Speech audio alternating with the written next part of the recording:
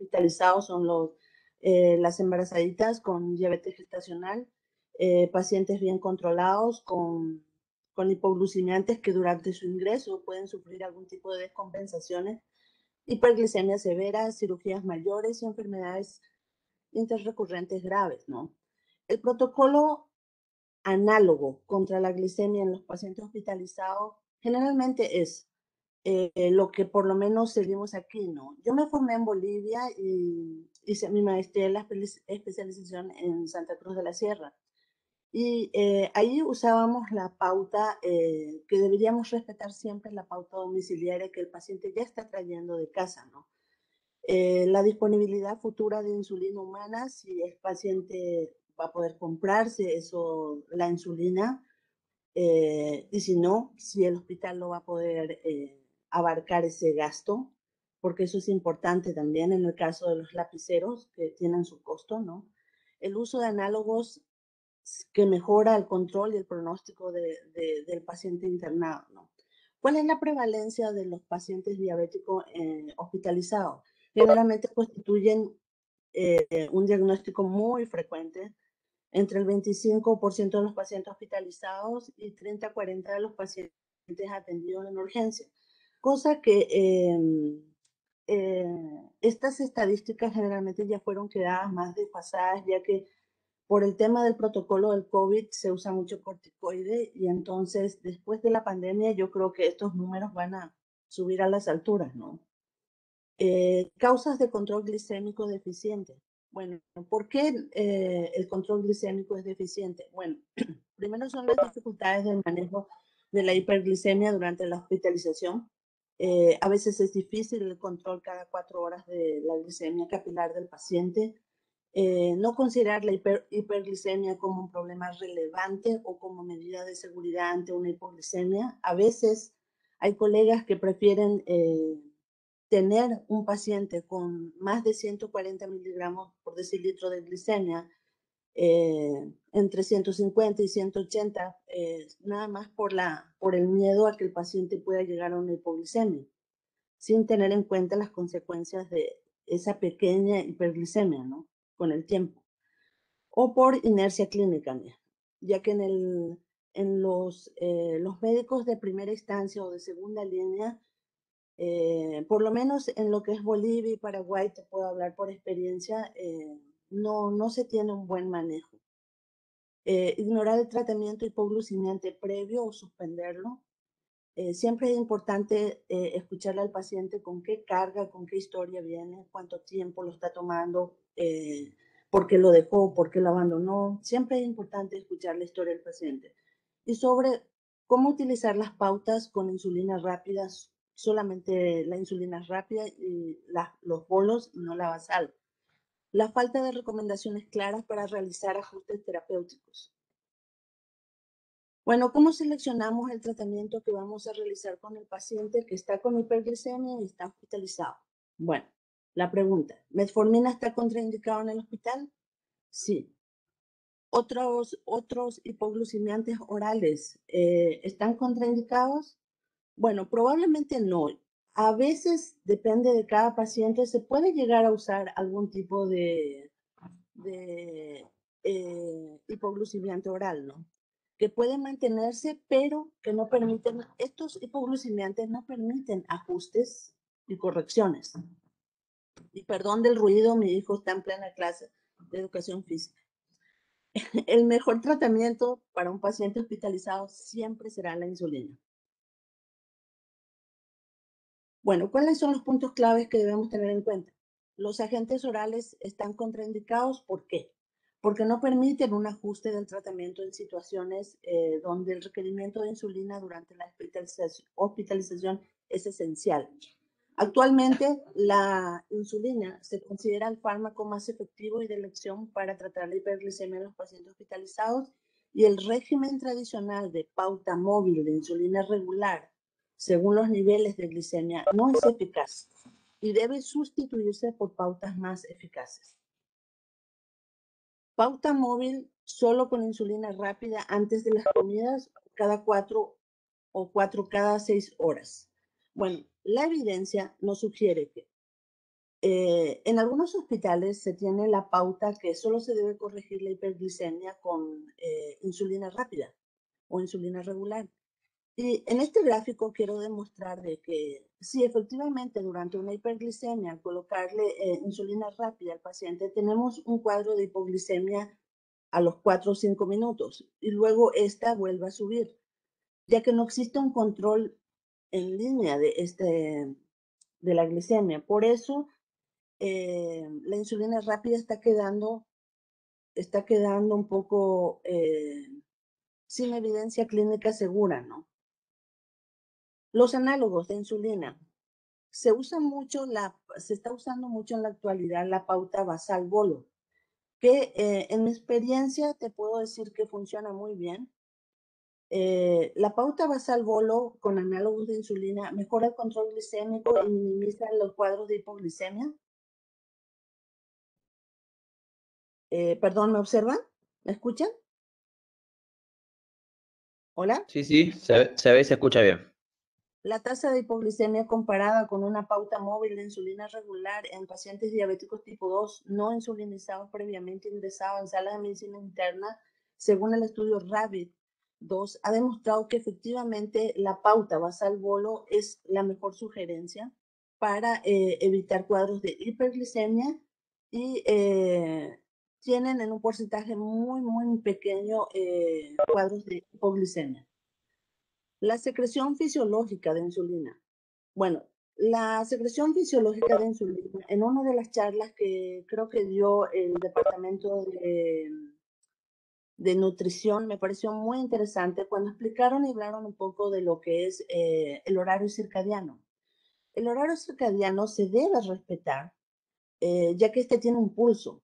Y la secreción la secreción de insulina basal, si respetamos esto con una NPH o con unos análogos lentos y las correcciones entre comidas, desayuno, comida, cena y algún caso de urgencia con insulinas rápidas, generalmente llegamos a un nivel constante de glicemia casi por debajo de los 140 miligramos por decilitro, ¿no?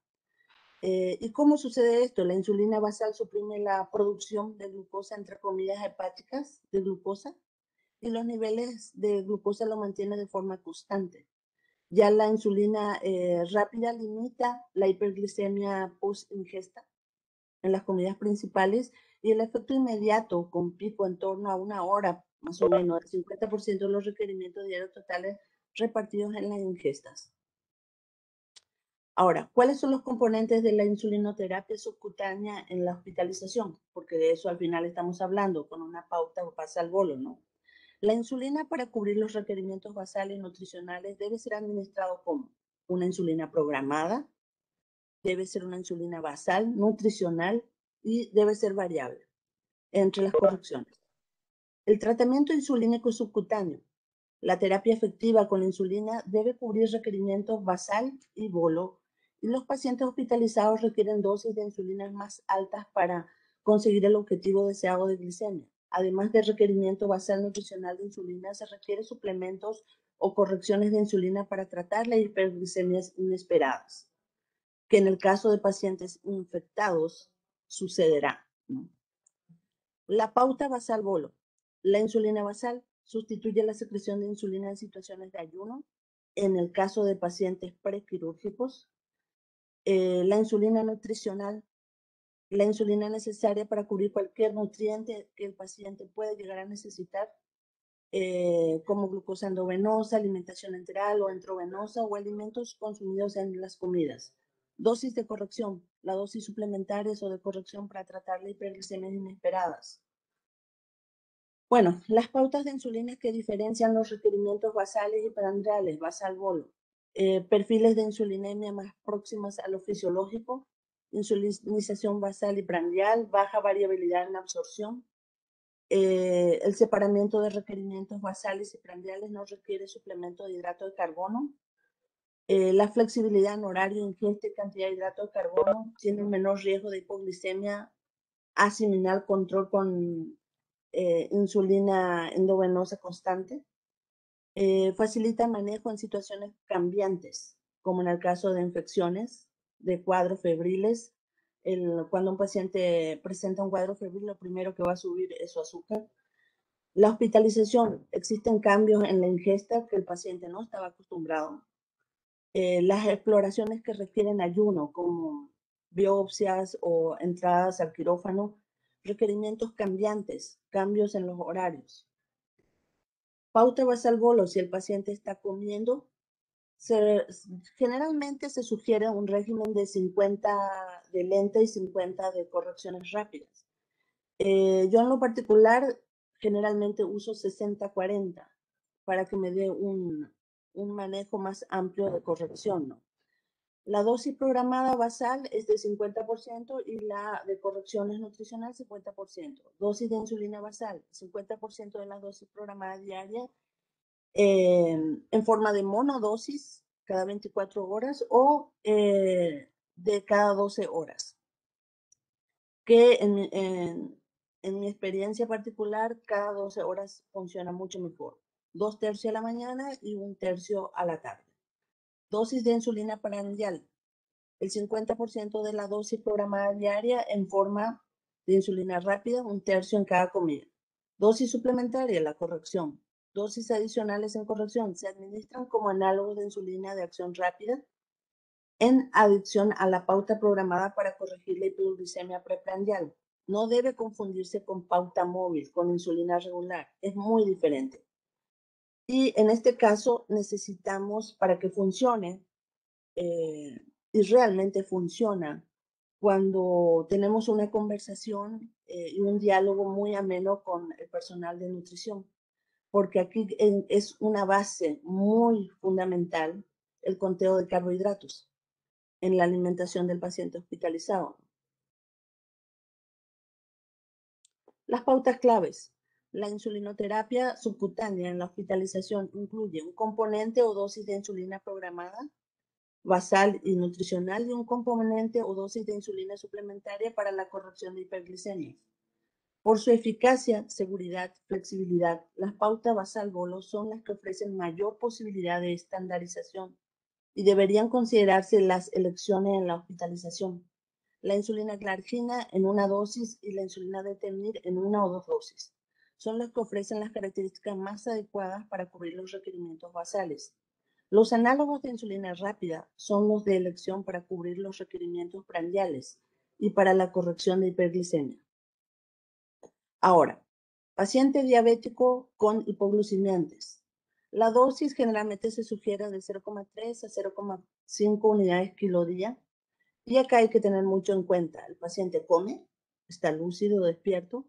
Entonces se puede usar un basal de 50% más bolos de 50%, más pautas de corrección. Ahora, el paciente está inconsciente, no come.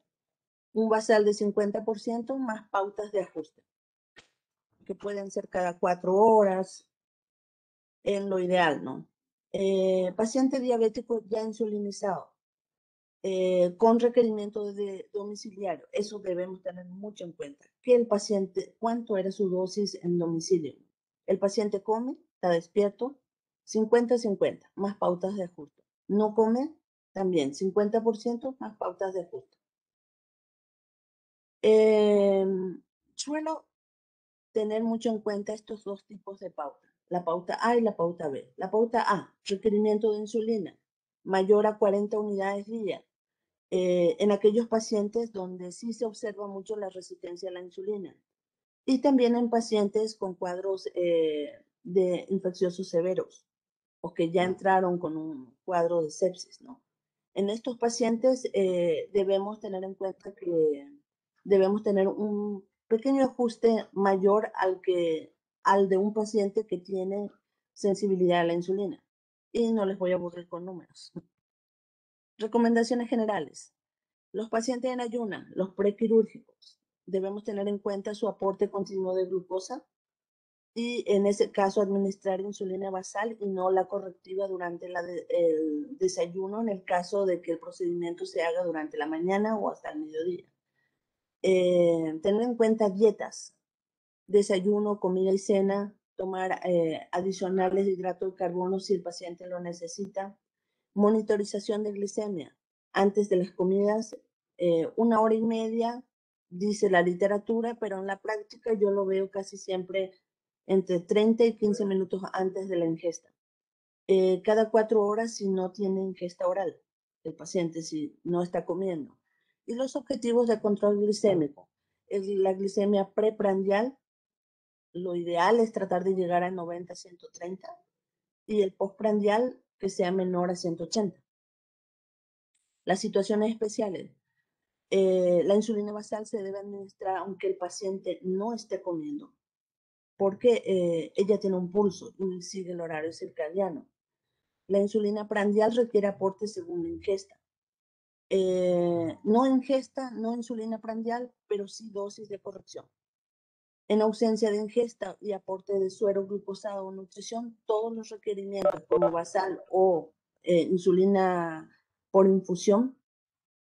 En los pacientes en tratamiento con glucocorticoides, que debemos tenerlo mucho en cuenta, principalmente con este tema de la pandemia, y si tienen requerimientos insulínicos muy elevados. Recomendaciones generales en el caso de una hipoglicemia. Menor a 60, si el paciente puede ingerir, si está despierto, entre 10 y 15 gramos de carbohidratos, un vaso de zumo de frutas o leche con azúcar. Si el paciente no puede ingerir el glucosmón endovenoso o glucagón subcutáneo o intramuscular en ausencia de vía, y control de la glicemia a los 10-15 minutos y repetir mientras la glicemia esté menor de 80 miligramos por decilitro. Bueno, ¿cuáles son los estudios científicos que aportan todo lo que acabo de decirles? El estudio RABBIT-2, el estudio RABBIT-Surgery. Ellos demostraron que un régimen de administración basal bolo con insulina glargina fue más eficaz para lograr cifras de glucosa en menos de 140 miligramos por decilitro y que la administración de insulina regular mediante una escala no, en realidad no era muy efectiva.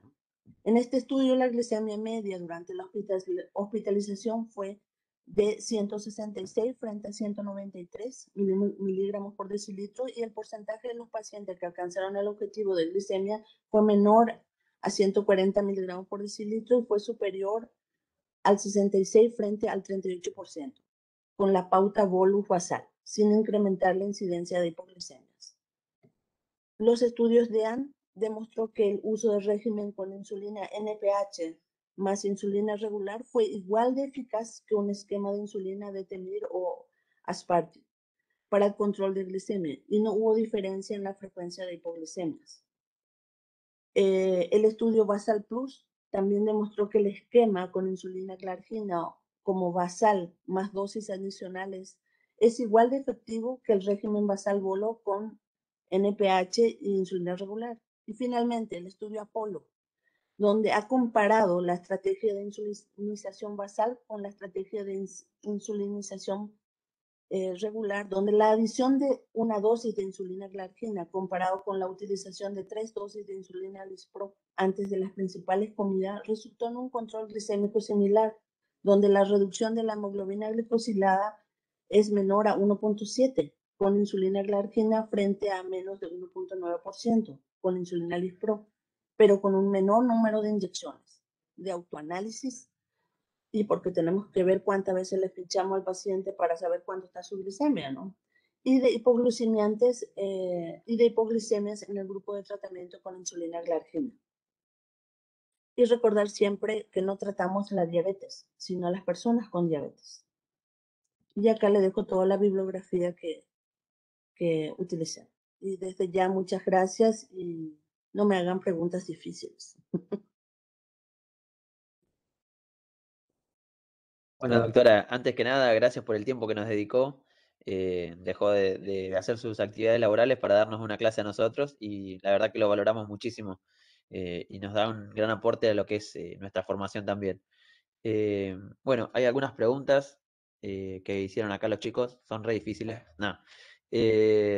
Acá lo que pregunta Betsabe dice si en el paciente internado con alteración de la función renal, la suspensión de la metformina y el pasaje a insulina debe hacerse con la dosis a mitad del mismo para pacientes con insuficiencia renal crónica y si hay alguna otra medida para tener en cuenta con este tipo de pacientes, como el conteo de hidratos de carbono, etcétera.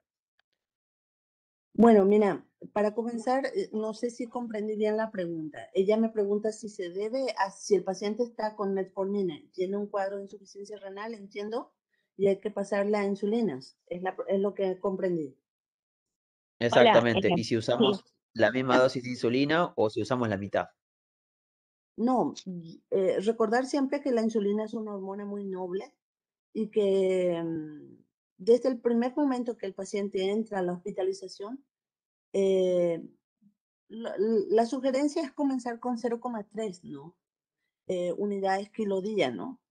Y ver cómo el paciente se va adaptando, ¿no? Recordar que el primer y el segundo día de hospitalización del paciente, los niveles de estrés son altísimos y por ende va a subir su glicemia. El hecho de la insuficiencia renal, bueno, le dejo a los capos de nefrología, pero con relación a hidratos de carbono no hay mucho que varíe, ¿no? Solamente el conteo de carbohidratos que es muy fundamental con este tipo de pauta basal bolo, ¿no? Que es la que yo más utilizo, ¿no? Y en que en la actualidad es lo que se está usando en los grandes centros hospitalarios, ¿no? No sé qué pauta usan en Argentina. No, nosotros cuando insulinizamos a un paciente, está bien que generalmente en pacientes internados usamos más la insulinoterapia y más cuando tiene alguna contraindicación como insuficiencia respiratoria. En esos casos nosotros vamos para la insulina y hacemos lo que es basal bolo. Si bien nosotros, por lo menos en nuestro hospital, no sé si hay gente de otros lados seguramente, mantenemos las glucemias por ahí con más miedo de la hipoglucemia que de la hiperglucemia y los preferimos un poquito más, más dulce, como quien dice. No nos animamos tanto al 90, 140, que por ahí es el valor que están indicando las guías, ¿no? Pero es algo para ir corrigiendo de a poco. Pero bueno, eso es lo que pasa en nuestro hospital y a lo mejor sí, lo que decía Betsabe, que cuando tenemos que corregir a un paciente con insuficiencia renal, solemos aplicar la mitad de la dosis de lo que dice la tabla. Pero bueno, eso creo que era la pregunta que un poco le hacía a ella.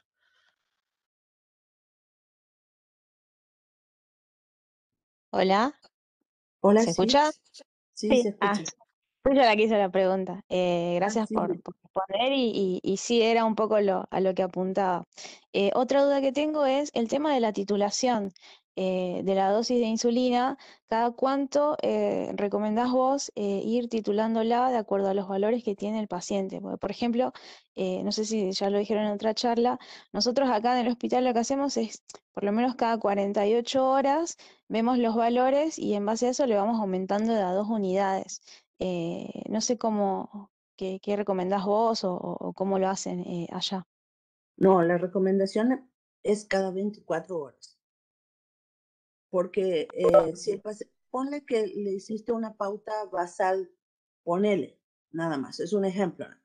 De 30-25, 2 tercios de la mañana, 1 tercio a la tarde y con correcciones, digamos, de con bolos. Y el paciente amanece, qué sé yo, o mantiene arriba de 180, 250, 300. Tienes que considerar qué le estás dando de otros tratamientos al paciente, si estás recibiendo complejo B, corticoides, o si está iniciando recién su antibiótico terapia. Esos son pautas que van a siempre seguir elevando la glicemia, por lo tanto tienes que ser más severa con tu insulina. Entonces, la corrección la debes hacer cada 24 horas. Esa es mi sugerencia, ¿no? Y cada 24 horas ir aumentando o disminuyendo las cantidades de insulina que el paciente necesita. Ajá. Bien, bueno, muchas gracias. Gracias a vos.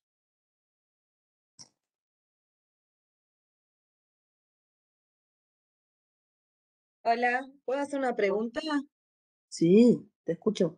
¿Cómo anda, doctora? Quería Todo bien. consultarle, porque usted mencionó algo sobre las personas que tienen que entrar a cirugía Sí. em, ¿cómo los preparan ustedes en el tema? Pues nosotros, por ejemplo, a las 12 de la noche, si se opera la mañana siguiente, ya hay 22 horas más o menos, indicamos ayuno. ¿Ustedes cómo Sí, manejan la parte de la insulinización en estos pacientes que le estamos poniendo insulina sin darle comida? ¿Le ponen sí o sí un suero glucosado? ¿Lo dejan igual en ayuna? ¿Controlan las glucemias de otra manera? sí, en una de las diapositivas que no sé dónde se fue, em, hablo sobre lo que es, acá te busco, situaciones especiales.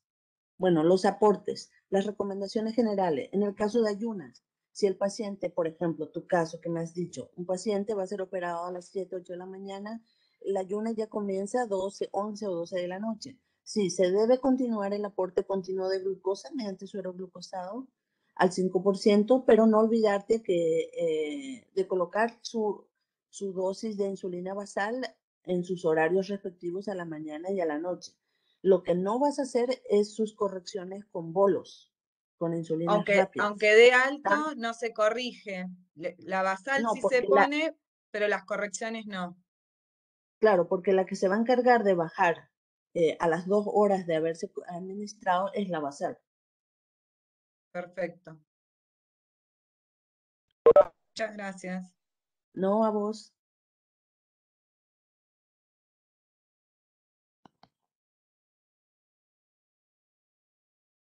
Bueno, no sé si alguien tiene alguna pregunta más en el chat o que quiera hacerle a la doctora. Yo quería consultar lo siguiente. En el caso de los pacientes que ingresan, o sea, diabéticos, insulinizados, con insulina subcutánea, que además presentan algún tipo de anasarca o con edema de pared, a veces lo que hemos notado nosotros es que le seguimos aumentando la dosis de insulina basal por las glucemias que tiene, y posteriormente cuando entran en peso seco, los monitoreamos más de cerca porque como la absorción en el edema de paredes es un poco más lenta, después a veces nos hacen hipoglucemia. No sé si eso es algo que ustedes también tienen en cuenta o si lo manejan de una forma diferente. Sí, porque ahí la pregunta es, ahí yo te la hago la pregunta. El paciente con anasarca, que vos me nombraste de ejemplo, ¿cómo le controla su glicemia cada 3 o 4 horas? ¿Con una glicemia capilar, con una glicemia intersticial o con glicemia por extracción venosa? En general capilar. Claro, ahí hay que tener en cuenta algo. Si el paciente está edematizado, está con anemia, algún tipo de quemadura o deshidratado, la glicemia capilar no es la muy ideal porque sí o sí te va a dar una falsa glicemia en realidad. Si el paciente está en posibilidad económica o el hospital donde estás atendiendo está en posibilidades económicas para el control cada 4 o 6 horas, lo ideal es colocarle un parche intradérmico para glicemia intersticial, que tiene una diferencia, con la capilar de casi media hora. Por ejemplo, si le colocas a un paciente edematizado que está con anasarca, entró al hospital y tiene posibilidades económicas, le colocas un parche intersticial, no sé si conocen el de manos libres, y te vas controlándole el parche según la aplicación que tengas. Por ejemplo, yo uso mucho el de Medtronic y funciona muy bien. Entonces, me presenta cada tanto la licenciada va y controla y está 300. Allá. En ese instante pido que los del laboratorio me coloquen una vía y retiro glicemia endovenosa que sí me va a dar un dato real, ¿no? Y actual. Porque la glicemia intersticial y la glicemia capilar tienen una diferencia de casi media hora. O sea, si me muestra 300, quiere decir que 300 fue hace media hora y ahora tal vez está 400. Entonces tengo que tener un dato real para poder corregirlo. Entonces siempre tener en cuenta que el paciente edematizado, deshidratado, o con anemia, nunca te va a dar una glicemia capilar real. Perfecto. Gracias. Gracias a vos. Doctora, yo aprovecho a hacerle algunas preguntas que siempre me generan un poco de duda cuando estamos de guardia más que nada.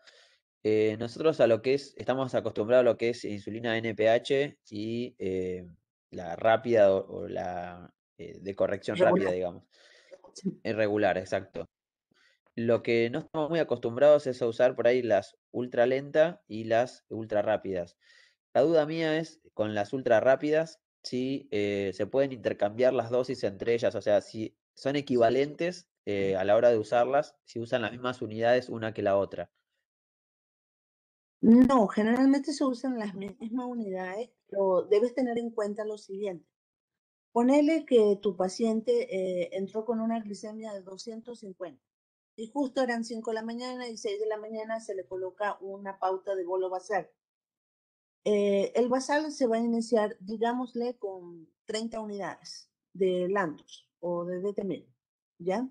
Le colocas. El paciente recién va a desayunar, la cocina recién va a traer el desayuno tipo 7:30, casi una hora después de haberle administrado.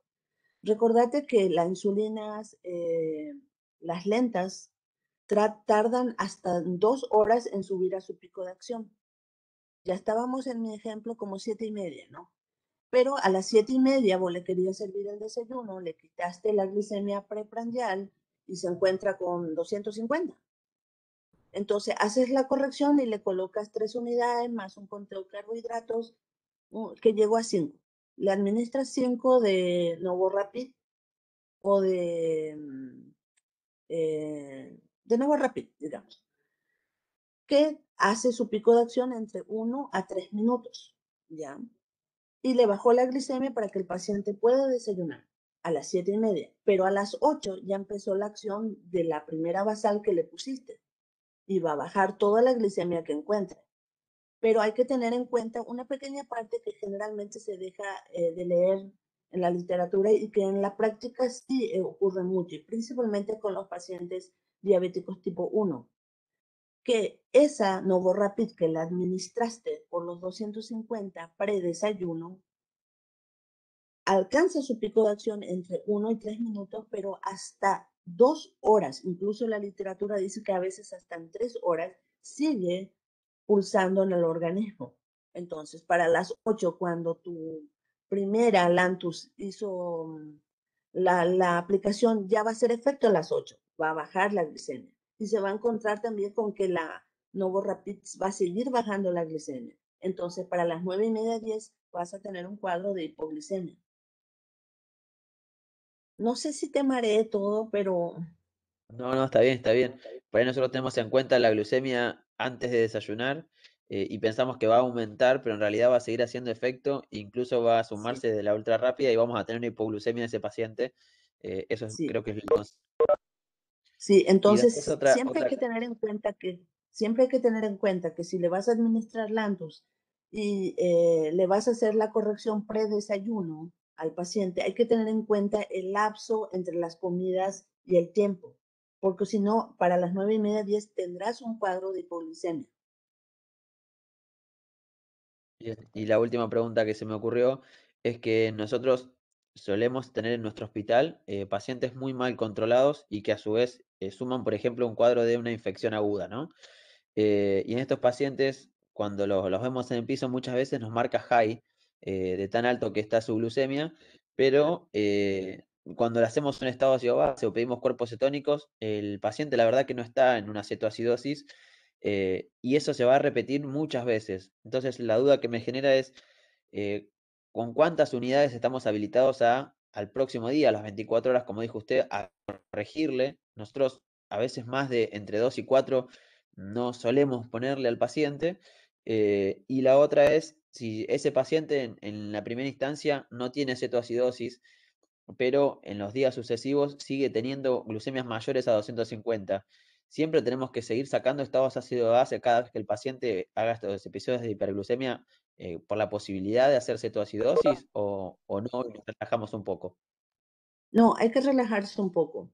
porque además hay que tener en cuenta algo que en realidad la literatura no habla mucho, que es muy interesante para un estudio, ¿no? Pero que en la práctica sí sucede.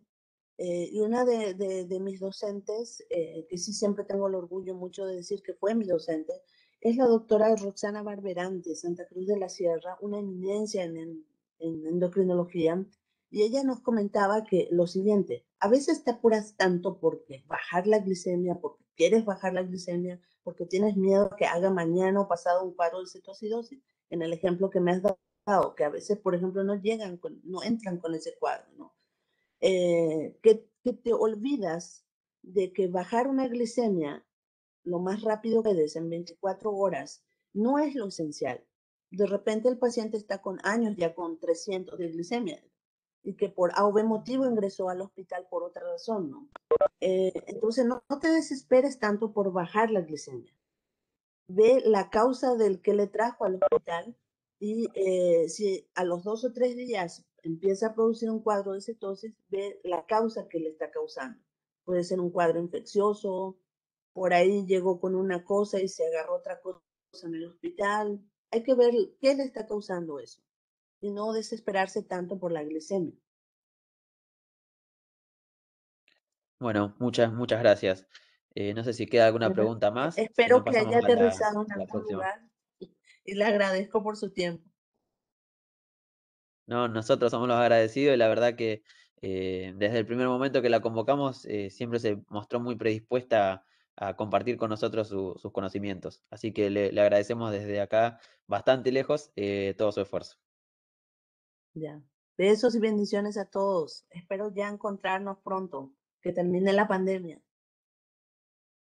Bueno, un saludo grande. No sé si queda alguna pregunta más, si no pasamos a la próxima charla que la van a dar gente de INAREPS, Candela Molina Blanco y Gastón Mosconi con Juan Domenés. Son la gente de INAREPS que nos va a compartir su clase más que nada para cuidados en el pie diabético. Están por ahí, así los pongo como presentadores. Hola Damián, ¿cómo andás? ¿Cómo andan a todos? Buenas tardes. ¿Sí, se escucha?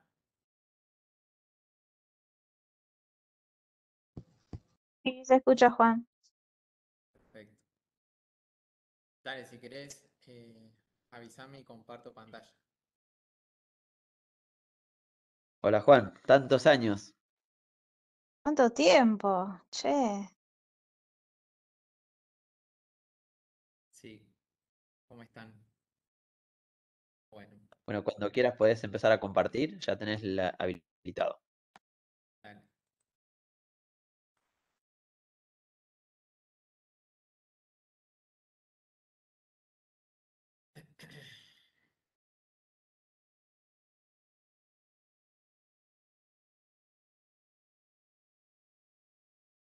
Se está cargando.